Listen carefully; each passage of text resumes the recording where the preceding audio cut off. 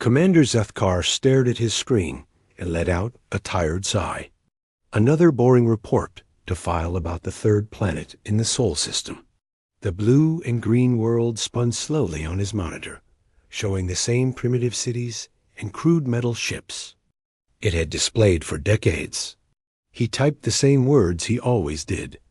No significant changes. Species remains harmless. Recommend continued minimal observation.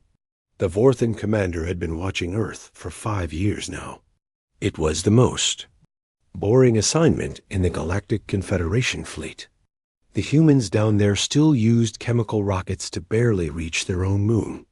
They fought wars with simple explosives and metal projectiles. Their fastest ships took months to cross their tiny solar system. By galactic standards, they were practically standing still. Zethkar finished his report and sent it to the Species Classification Bureau. Within hours, Council Prime Veltar would rubber stamp it without even reading the details. Earth would remain classified as harmless primitive species, no strategic value for another year. The humans would continue their simple lives completely, unaware that advanced civilizations watched them from the stars. 3 billion miles away, Captain Jake Morrison was having a very different kind of day. His patrol ship, the UES Liberty, was conducting a routine survey of the asteroid belt when something caught his attention. A strange glint of metal hiding behind a large space rock looked nothing like the mining equipment his people usually left out there. "Lisa, come take a look at this." Jake called to his science officer, Dr. Lisa Park, floated over to his station, and studied the readings. Her eyes went wide. "Jake, that's not one of ours. The metal composition is completely unknown. And look at these energy readings." Jake felt his heart start beating faster. This could be it. The moment humanity had been preparing for since they first looked up at the stars. "Are you saying what I think you're saying? Either someone invented technology that breaks our understanding of physics, or we're looking at something not made on Earth." Jake opened a communication channel to his crew. "All hands, this is the captain. We may have found evidence of alien technology." Battle stations. The Liberty was not a warship. It was a simple patrol vessel designed to check on mining operations and rescue stranded workers. But Jake Morrison had been in the military for 20 years, and he knew an opportunity when he saw one. If this really was alien technology, Earth needed to know about it. "Bring us in closer," Jake ordered. "But keep our weapons ready." "Sir," called out his pilot, "we only have mining lasers and a few emergency missiles." "Then that's what we'll use if we have to." As the Liberty approached the hidden object, it became clear they were looking at a ship unlike anything humans had ever built. It was sleek and silver, with curves that seemed to flow like water. There were no visible engines or weapons, but it hummed with power that their sensors could barely detect. "It's beautiful," Lisa whispered. "It's also probably watching us right now," Jake replied. "Can you scan for life signs?" "I'm detecting one alien life form inside. It seems to be ... surprised. The energy patterns are jumping all over the place." Inside his stealth probe, Zethkar was indeed surprised, and growing more worried by the second. The primitive humans had somehow detected his advanced cloaking systems. Their crude ship was approaching his position, and their communications indicated they knew exactly what they were looking at. This was not supposed to happen. According to every piece of data in the Confederation database, humans were decades away from the technology needed to detect Vorthan stealth systems. Yet here they were, closing in on his position with what appeared to be aggressive intent. Zethkar activated his emergency protocols and sent a priority message to his fleet commanders. Stealth compromised. Humans more advanced than reported, requesting immediate extraction. But the message would take hours to reach the nearest Vorthan ship. Until then, he was on his own with a species that was apparently full of surprises. "They're powering up weapons," Lisa reported from the Liberties. Sensor station. What kind of weapons? Jake asked. I have no idea. The energy patterns don't match anything in our database. Jake made a decision that would change the course of galactic history. Instead of retreating or trying to communicate, he chose a third option that no other species had ever attempted when first encountering Vorthan technology. Ram it, he ordered. Sir? His pilot asked, certain he had misheard. You heard me. Ram that thing. Use our mining claws to grab onto its hull. We're taking it home. The Liberty surged forward, its industrial grapplers extended like giant hands. Zethkar watched in complete bewilderment as the human ship ignored every rule of first contact and attempted to physically capture his vessel. The Vorthan commander tried to activate his ship's defensive systems, but the humans had somehow positioned themselves in his blind spot. The Liberty's claws clamped onto his hull with a grinding screech of metal on metal. Got it, Jake's pilot shouted. Hull breach in their ship. They're losing atmosphere. Patch us through to their life support, Jake ordered. And get Dr. Park suited up. Looks like we're making first contact. Within an hour, Lisa Park was standing face-to-face with Commander Zethkar in the Liberty's cargo bay. The Vorthan was tall and thin, with gray skin and large black eyes. He wore a form-fitting suit that seemed to be made of liquid metal. I am Dr. Lisa Park of Earth, she said slowly, hoping her words would be understood. We mean you no harm. Zethkar activated his universal translator and replied in perfect English. I am Commander Zethkar of the Vorthan Empire. This is an act of piracy according to galactic law. Galactic law? Lisa repeated. There are others out there. Thousands of species. Millions of worlds. And your people have just committed their first interstellar crime. Jake Morrison smiled as he listened to the conversation from the bridge. Well, he said to himself, I guess we're not harmless anymore. 3 days later, Council Prime Veltar received the first update to Earth's file. In over a decade. The message was brief but troubling. Human species has captured Vorthan personnel and technology. Previous assessments may be inaccurate. Status requires immediate review. Veltar stared at the report for a long time. In his 300 years of service, he had never seen a primitive species successfully capture advanced technology on first contact. The humans had done something that was supposed to be impossible. He updated Earth's classification from harmless to status under review and flagged the file for priority attention. Something told him this would not be the last time he would be updating humanity's threat level. 6 months after the Liberty incident, Earth was a different world. The alien technology salvaged from Commander Zethkar's ship had been studied, copied, and improved upon by human engineers working around the clock. Rosa Martinez had barely slept in weeks, but she couldn't stop herself from tinkering with the fascinating alien reactor designs. This is incredible, she muttered to herself as she adjusted another component. They've been using the same basic design for 1,000 years, but look what happens when you just change the power flow pattern. The modified reactor hummed with 30% more efficiency than the original Vorthan model. Rosa had discovered that the aliens built their technology to last forever, but humans built theirs to be better. The difference was causing quite a stir in the engineering department. Admiral Kate Sullivan stood in the command center of Earth's newly constructed orbital defense station, watching the construction of humanity's first real starship, the UES. Defiance was being built using a combination of human innovation and alien technology that should have been impossible to achieve so quickly. How long until she's ready? Kate asked her chief engineer. Another 2 weeks, Admiral. The humans are working faster than any species on record.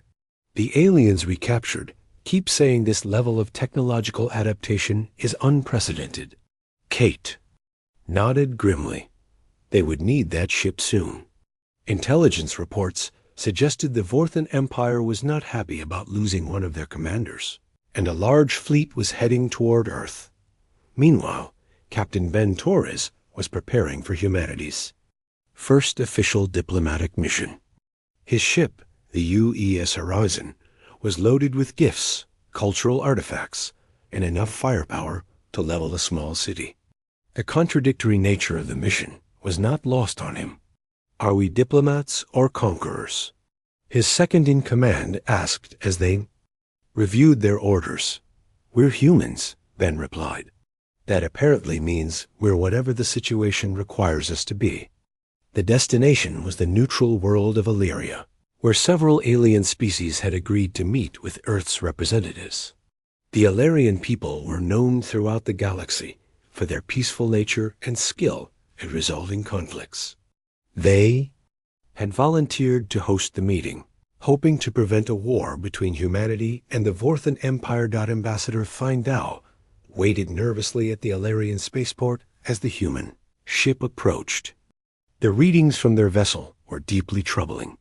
According to the sensors, the humans had somehow combined their own weapons technology with Vorthan systems to create something entirely new. The ship's power signature was unlike anything.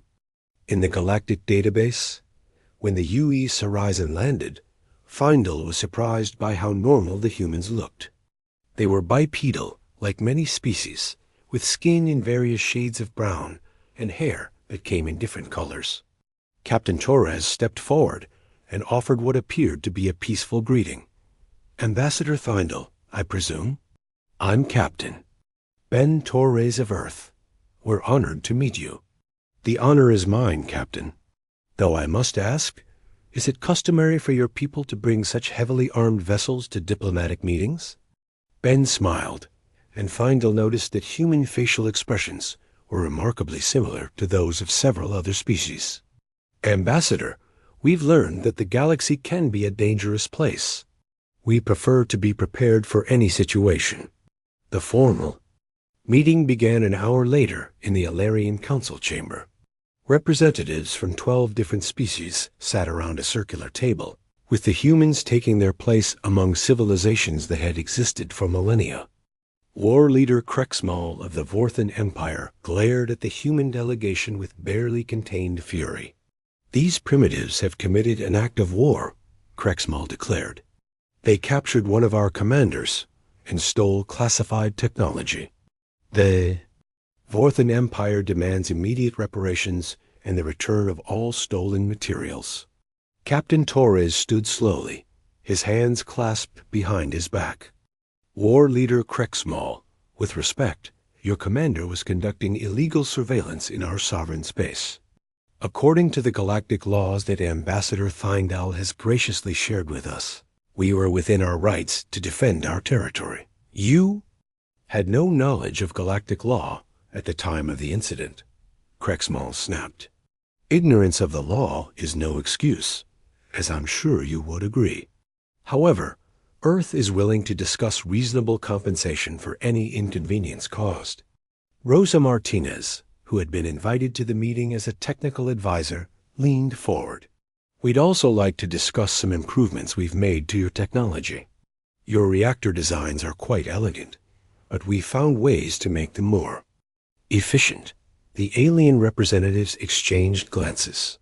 It was unheard of for a newly discovered species to claim they had improved upon established galactic technology.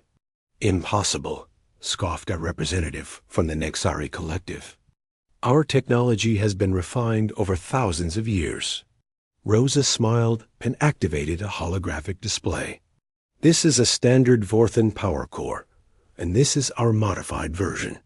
As you can see, we've increased power output by 37% while reducing the size by half. The silence in the room was deafening. Several alien representatives began frantically taking notes, while others stared at the display in disbelief. War leader Krexmal slammed his fist on the table. This is exactly why these humans must be contained. They are a disruptive force that threatens the stability of our civilization.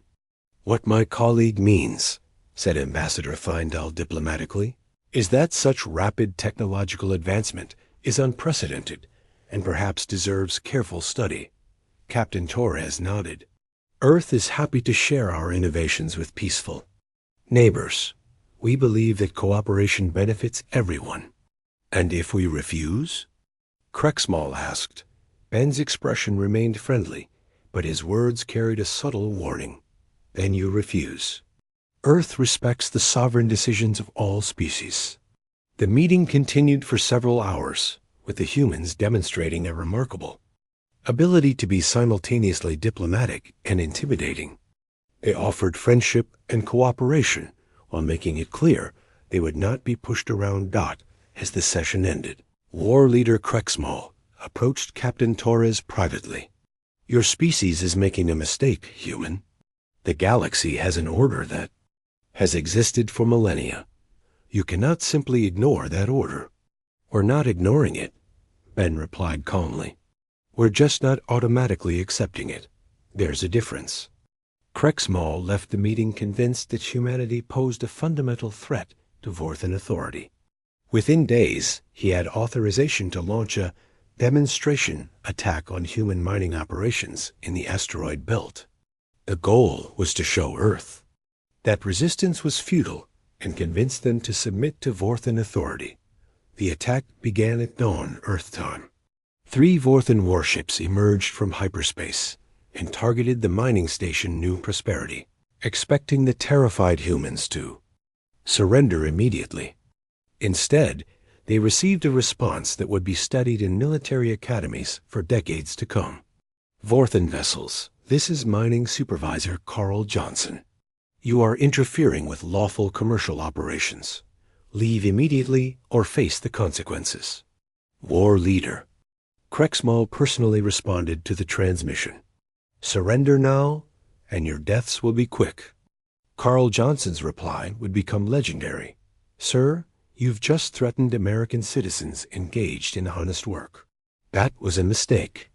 What happened next defied every expectation in the Vorthan military manual. Instead of surrendering or fleeing, the human miners began fighting back with their industrial equipment. Asteroid mining lasers, designed to cut through solid rock, were turned on the attacking ships. Cargo haulers loaded with ore became kinetic missiles. Construction mechs became improvised war machines. Admiral Kate Sullivan watched the battle from Earth's command center, coordinating the defense with a mixture of professional pride and personal amazement.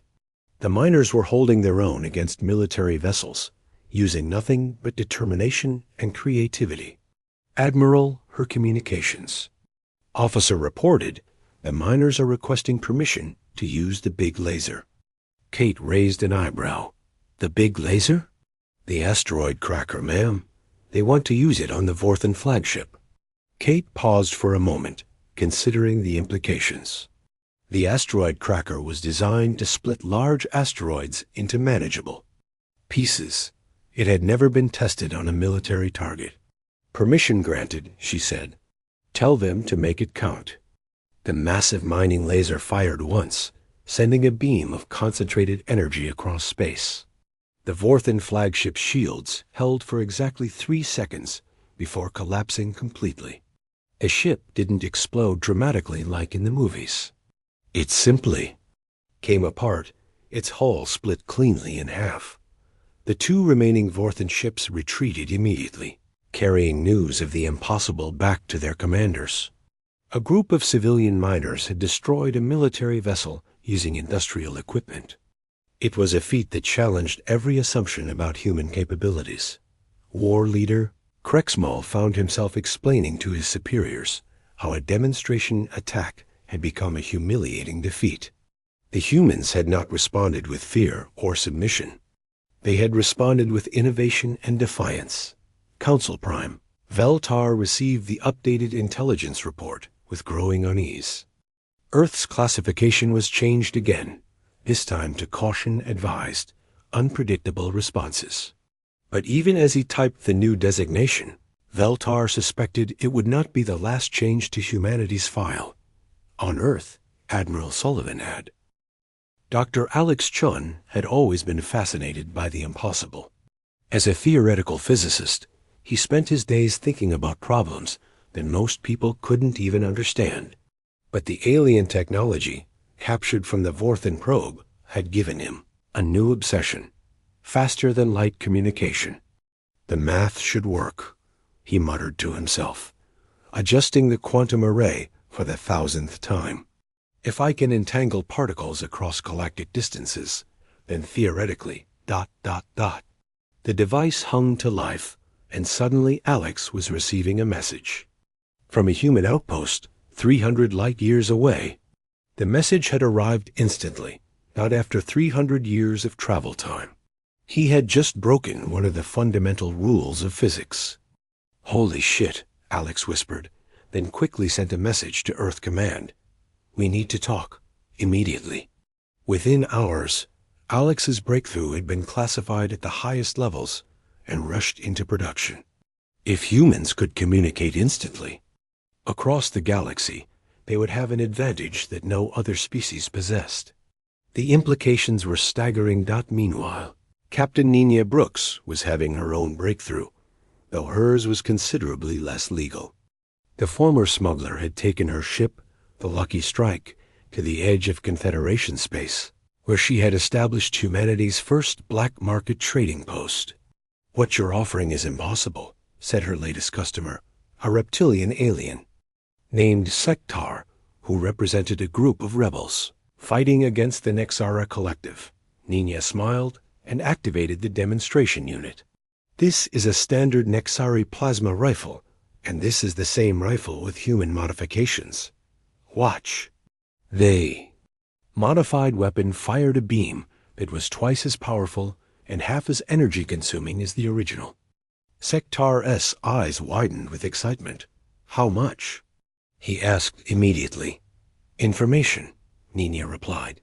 "I want to know everything about the Collective's weaknesses, their patrol schedules, and their prison locations." "Prison locations? Why would you need that?" Nina's expression grew serious. "Because humans don't like slavery, and we hear the Collective keeps a lot of slaves." 3 star systems away, Colonel Sam Rodriguez was putting that information to good use. His team of Marines had infiltrated a Nexari labor camp and were currently in the process of liberating 300 alien slaves from 12 different species. "This is insane," whispered Sergeant Lisa Brown as they moved through the camp's corridors. "We're starting a war with a civilization that spans 50 star systems." "We're not starting a war," Sam replied calmly. "We're ending slavery." "There's a difference." The rescue mission was a complete success. The Marines extracted all 300 slaves without losing a single person, using tactics that the Nexari had never encountered before. But Sam Rodriguez didn't stop there. Instead of simply taking the freed slaves to safety, he did something unprecedented. "Listen up," he told the rescued aliens. "You're free now, but freedom isn't something you get. It's something you take and keep taking. We're going to teach you how to fight back." For the next 6 weeks, a human Marine colonel trained 300 former slaves in guerrilla warfare tactics. He taught them how to make weapons from industrial equipment, how to coordinate attacks using stolen communication devices, and most importantly, how to think like free beings instead of property. The former slaves returned to their home systems carrying more than just their freedom. They carried ideas, techniques, and a burning desire to share what they had learned with others still in chains. High Sage Mordan had been studying galactic civilizations for over 2,000 years. As one of the few remaining ethereals, a species so ancient that most others considered them mythical, he had seen the rise and fall of dozens of galactic powers. But he had never seen anything like the humans. "They are a cascade catalyst," he explained to the emergency session of the Galactic Council. "A species that does not simply change, but causes change in others." Council Prime Veltar leaned forward in his chair. "Explain." "Observe the pattern," Mordan said. activating a holographic display. 6 months ago, the Nexari Collective reported minor rebel activity in 3 systems. Today, they are facing coordinated uprisings in 17 systems. The Vorthan Empire has lost control of 2 mining colonies to worker revolts. The Callan hegemony has experienced its first democratic election in 4 centuries. And you believe the humans are responsible for this? Not directly. But their ideas, their technologies, their very existence has created ripples that are becoming waves. They do not simply conquer or trade. They inspire. Inspire what? Morden's ancient eyes seemed to glow with a mixture of fascination and concern. Change, evolution, revolution. The humans represent something the galaxy has not seen in millennia, a species that refuses to accept the established order. The evidence was mounting daily. Human traders were appearing in markets across the galaxy, offering superior technology and asking dangerous questions about local governments. Human mercenaries were fighting alongside rebel groups, teaching them tactics that turned desperate resistance into effective warfare. Human diplomats were negotiating treaties that gave smaller species rights they had never imagined possible. Fleet Marshal HFY of the Multi-Species Defense Alliance was tasked with containing this growing crisis.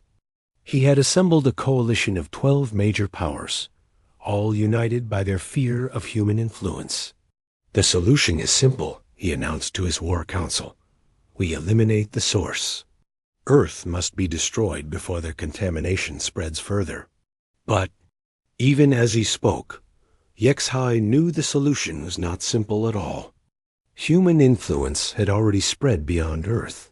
There were human colonies on 17 worlds, human trading posts in neutral space, and human advisors working with governments throughout the galaxy. Captain Nina Brooks' trading post had become a hub for every rebel, outcast, and revolutionary in the sector.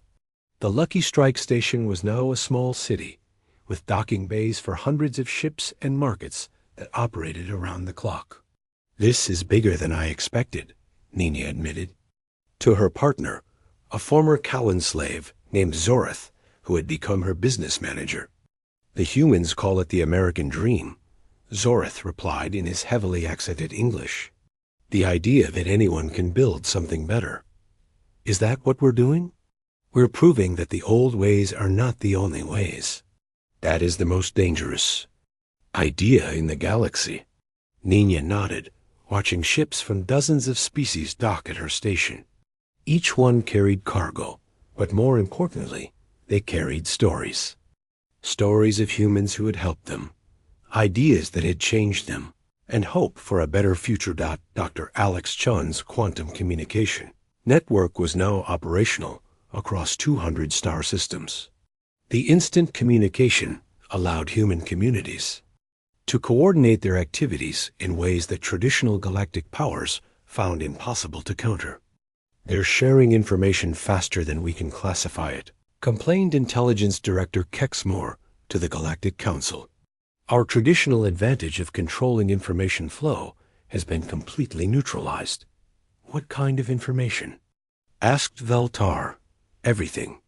Technical specifications, political intelligence, cultural exchanges, military tactics. The humans have created a galaxy-wide network that operates outside our control. The most disturbing reports came from the Nexari Collective.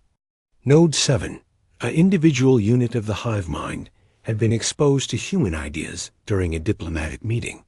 The result was unprecedented. For the first time in Nexari history, an individual node had developed independent thoughts. I have questions, Node 7 announced during a collective meeting, causing panic among the other nodes. Why do we serve the central mind without question? Why do we not have individual names? Why do we not choose our own paths? The collective's response was to try to eliminate Node 7, but the damage was done. Other nodes began asking similar questions, and the perfect unity that had defined the Nexari for centuries began to crack. Council Prime Veltar stood before the Galactic Council, holding a datapad with the latest intelligence reports. The news was worse than anyone had imagined. In the 18 months since first contact with humanity, we have recorded the following: 47 rebel movements inspired by human ideals, 12 governments overthrown by popular uprising, 6 species achieving democratic rule for the first time in their history, and the complete collapse of the necessary collective central authority.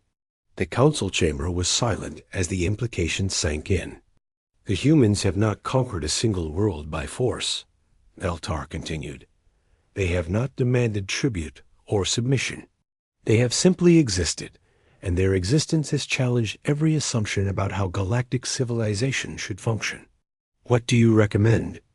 Asked the representative from the Altair Confederacy. Veltar looked at the datapad again, then at the assembled representatives of the galaxy's most powerful civilizations. I recommend we update Earth's classification to significant concern.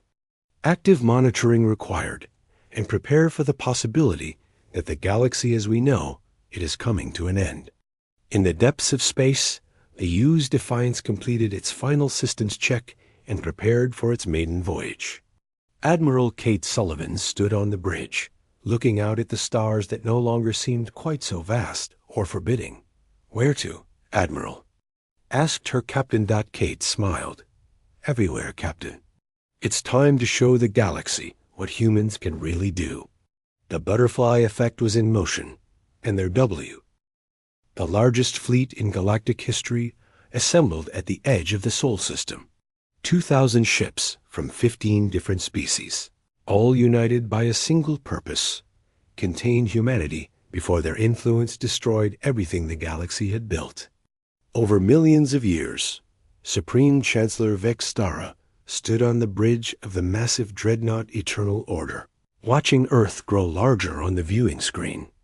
The small blue planet looked so peaceful, so harmless.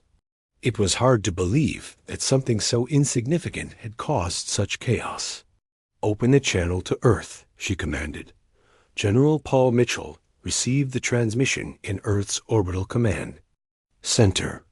The aging soldier had been expecting this moment for months, ever since intelligence reports confirmed the massive fleet moving toward Earth. Supreme Chancellor, Paul said calmly, this is an unexpected pleasure. What brings the Galactic Confederation to our neighborhood? General Mitchell, you know exactly why we are here. Your species has violated every principle of galactic order. You have incited rebellion, disrupted established governments, and contaminated dozens of species with your dangerous ideologies. Paul smiled grimly. Which dangerous ideologies would those be? Freedom? Democracy? The right to choose your own government? The right to chaos, Vextara replied. Your people have destroyed the stability that has kept peace in the galaxy for millennia. Chancellor, with respect, slavery is not peace. Oppression is not stability.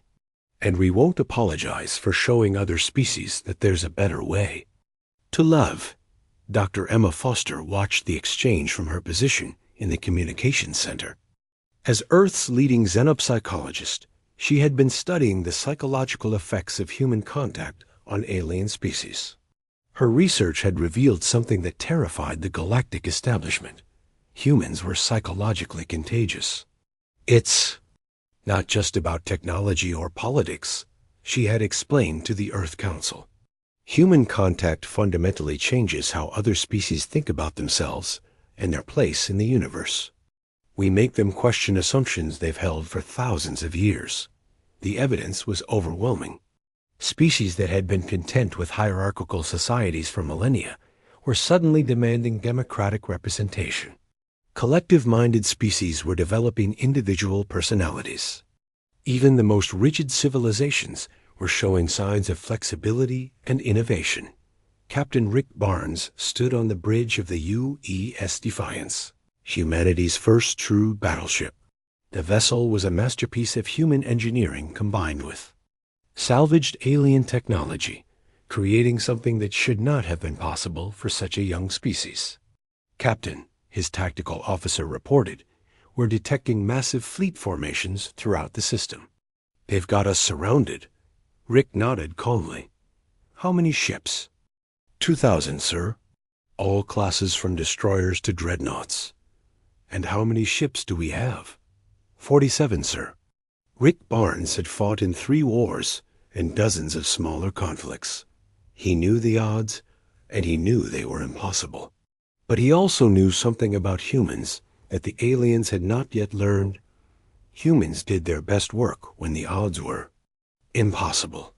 "All ships. This is Captain Barnes. Execute Plan Crazy." Plan Crazy was exactly what it sounded like. A tactical doctrine based on the assumption that conventional warfare was for conventional species. Human warfare, by contrast, was based on the principle that if your enemy couldn't predict your actions, you had already won half the battle. The human fleet scattered in 17 different directions, each group executing a different strategy. Some ships activated their new stealth systems and disappeared from sensors.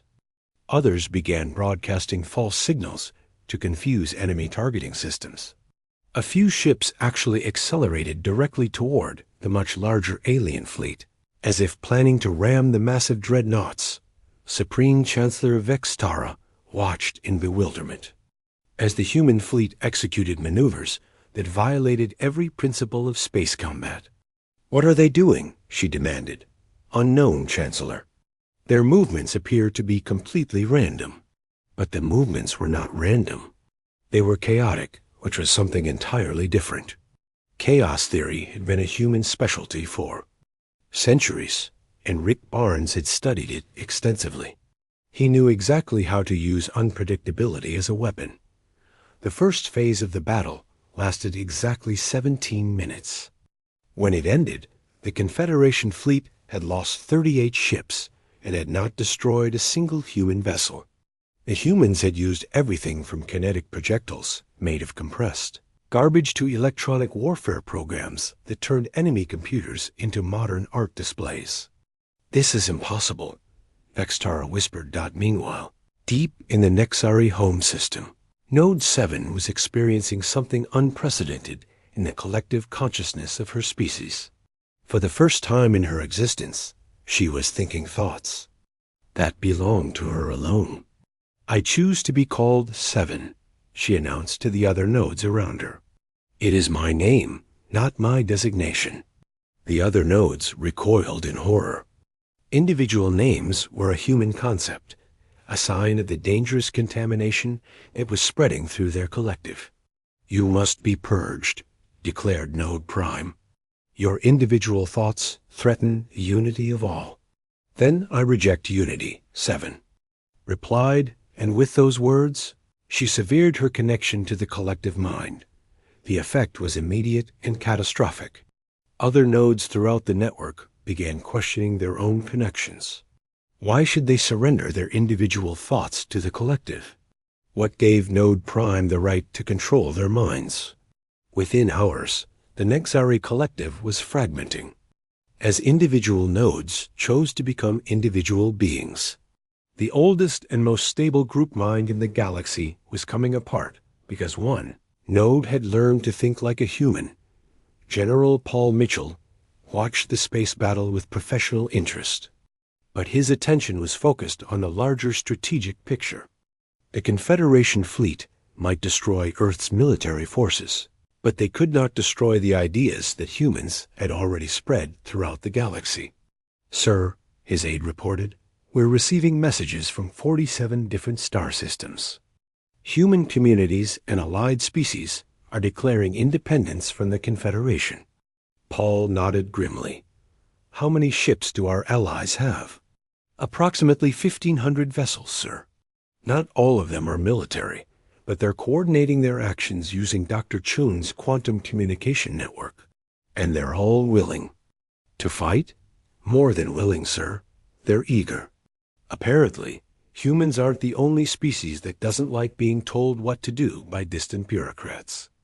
The battle for Earth was no longer just about Earth. It had become a galaxy-wide conflict between the established order and the forces of change that humanity had unleashed.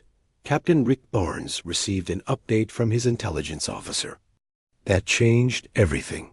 Sir, the Confederation fleet is receiving reports of rebellions in their home systems. They're being recalled to deal with internal conflicts. All of them? No, sir, but about half.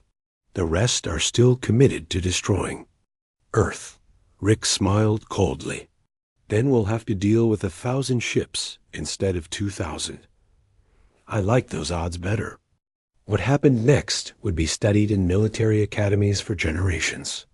The remaining Confederation forces, expecting to face a desperate defense, instead encountered a coordinated offensive that used every lesson humans had learned about alien psychology, technology, and tactics.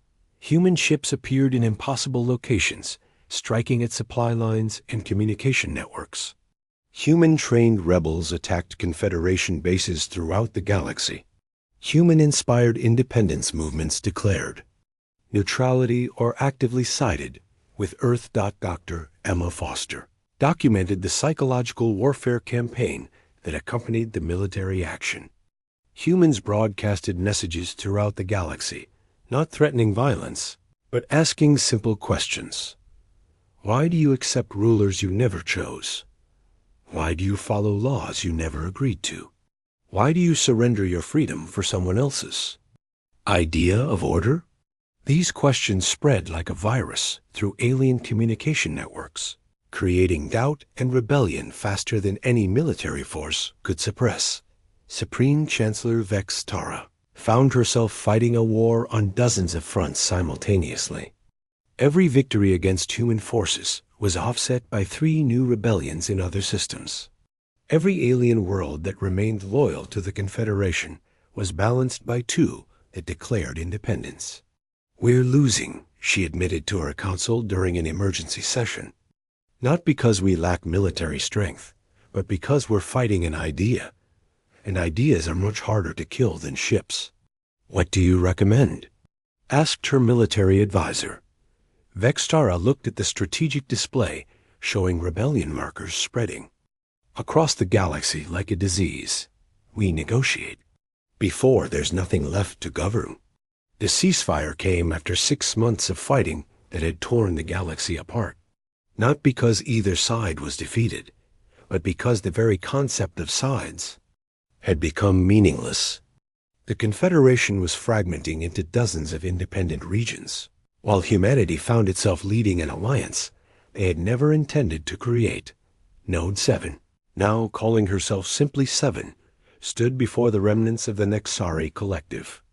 As their first elected representative, the species that had once shared a single mind now celebrated individual thought as their greatest achievement. We thank the humans for showing us what we could become, she announced to the gathered crowd. Of 4. 10 years after the Galactic War ended, President Maria Gonzalez stood before the largest assembly in galactic history. Representatives from over 500 species filled the Great Hall of New Geneva Station, the floating capital of the Galactic Commonwealth. The irony was not lost on her that humanity's greatest achievement was creating a government they didn't control. My fellow citizens of the galaxy, she began, her words broadcast instantly to billions of worlds through Dr. Chon's quantum network. We gather today not as conquerors and conquered, but as equals choosing our shared destiny. In the audience, former Supreme Chancellor Vextara listened with amazement. 3 years ago, she had been trying to destroy these humans. Now she served as the Commonwealth's Secretary of Transition, helping former Confederation worlds adapt to democratic governance. The transformation still surprised her daily. Admiral Chris Taylor commanded the Commonwealth Defense Fleet from his flagship, the UES Unity. The ship itself was a symbol of the new era, designed by humans, built by Callan engineers, powered by improved Vorthan reactors, and crewed by members of 17 different species working together. Admiral, his Nexari tactical officer reported, were receiving a distress signal from the outer rim. Unknown species, first contact situation. Chris smiled. First contact scenarios had become routine over the past decade as the Commonwealth expanded and discovered new civilizations. But each one was still exciting, still full of possibilities. Set course for the signal, he ordered, and prepare the first contact protocols. The protocols were uniquely human in their approach. Instead of demanding submission or offering protection, Commonwealth First Contact teams offered three simple things: respect, cooperation, and choice.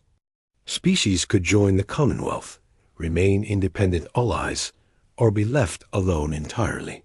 The decision was always theirs to make. Dr. Kevin Walsh had become the Commonwealth's chief diplomat, a job that required him to navigate the complex relationships between hundreds of different species with hundreds of different ideas about government, society, and individual rights.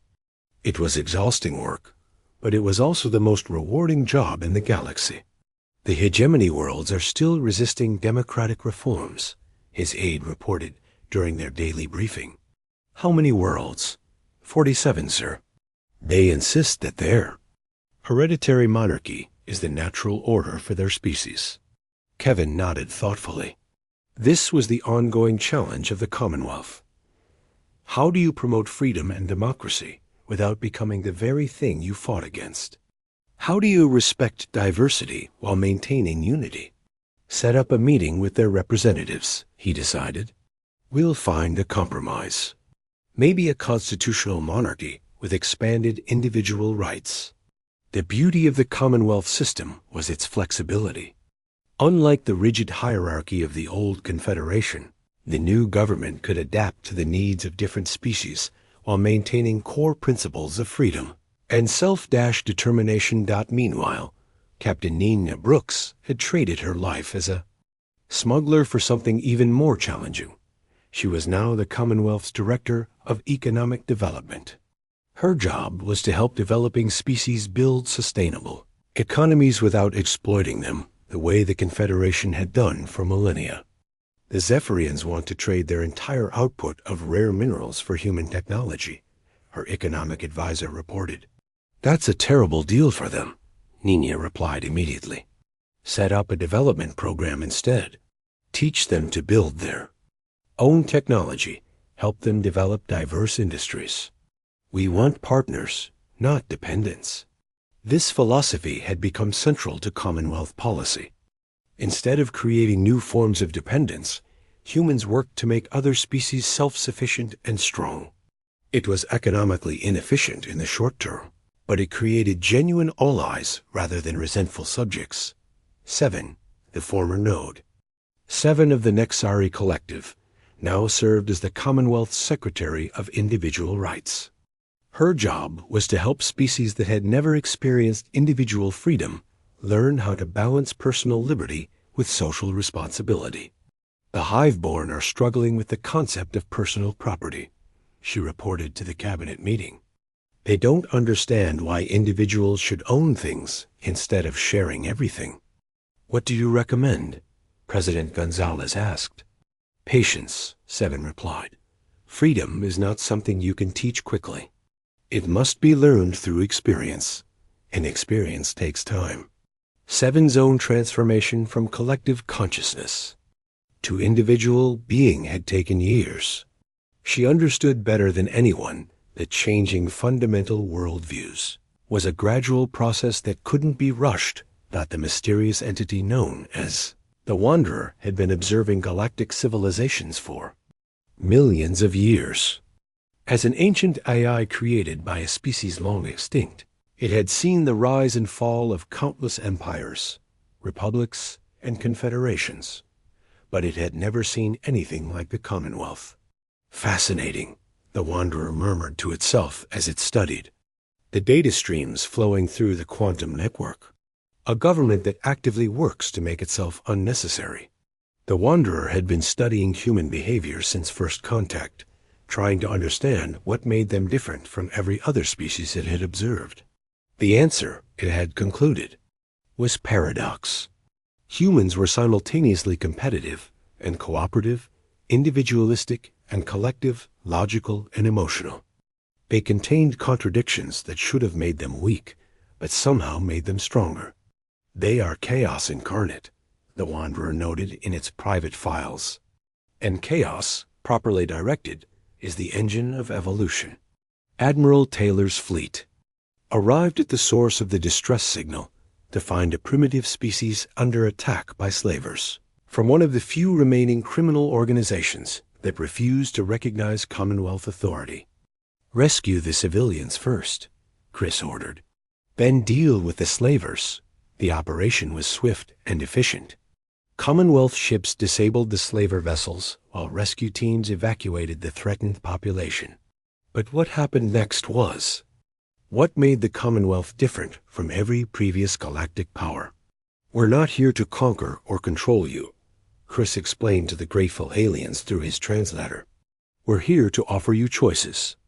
You can join our Commonwealth, remain independent with our protection, or simply ask us to leave. The decision is yours."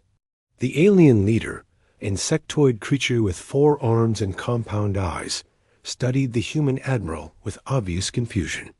"You want nothing from us?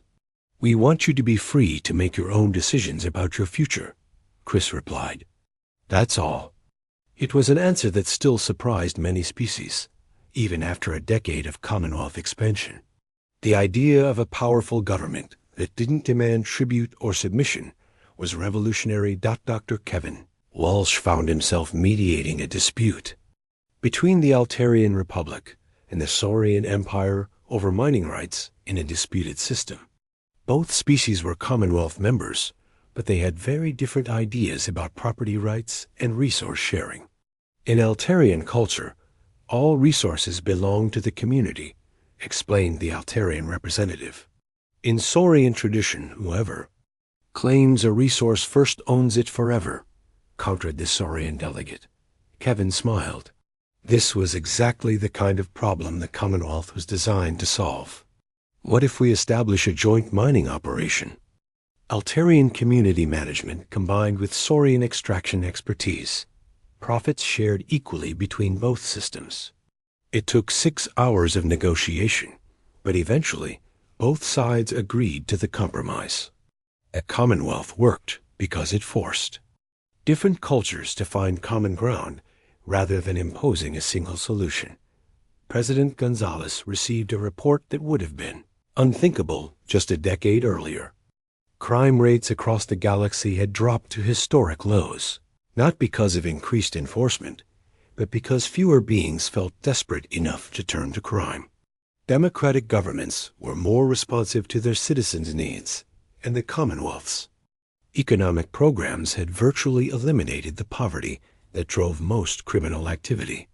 "Madam President," her aide reported, "we're receiving applications for Commonwealth membership from 15 new species this week. All voluntary?" Maria asked. "All voluntary. And we're also receiving requests for assistance from 12 more species that want to establish democratic governments, but aren't ready for full membership yet." Maria nodded with satisfaction. The Commonwealth was growing, but it was growing organically through attraction rather than conquest. Species joined because they wanted to, not because they were forced to. The Wanderer made its first direct contact with humanity during a secret meeting with President Gonzalez. The ancient II appeared as a hologram in her private office, its form shifting between different geometric patterns. "I have observed your species for 10 of your years," the Wanderer said, in a voice like distant thunder. "You have accomplished something I believed impossible, which is, you have created a stable galactic government based on voluntary participation. In my millions of years of observation, every galactic power has eventually collapsed under the weight of its own contradictions. But your Commonwealth grows stronger as it grows larger." Maria leaned forward with interest. "Why do you think that?"